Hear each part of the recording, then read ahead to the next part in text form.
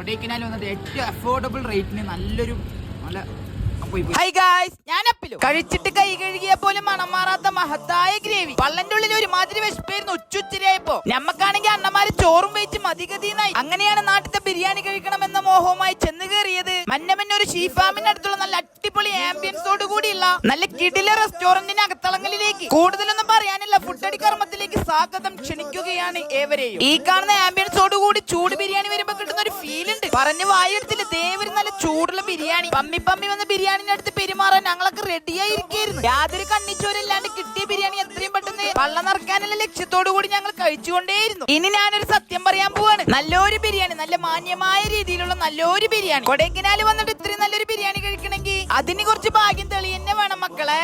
എന്തായാലും ട്രൈ ചെയ്യേണ്ട ഒരു ഒന്നൊന്നര ബിരിയാണിയാണ്. അപ്പൊ കഴിച്ചവരുണ്ടെങ്കിൽ എത്രയും പെട്ടെന്ന് കമന്റ് ബോക്സിൽ അവരെ റിവ്യൂ അറിയിക്കുക. കഴിക്കാത്തവരുണ്ടെങ്കിൽ ഇതുവഴി പോകുമ്പോൾ ട്രൈ ചെയ്യാനും മറക്കരുത്. മുതലാളി ജിങ്കജിക്ക് ഒരു കയ്യും കൊടുത്ത് നമ്മൾ വിട്ട്. അപ്പസ്സലാം.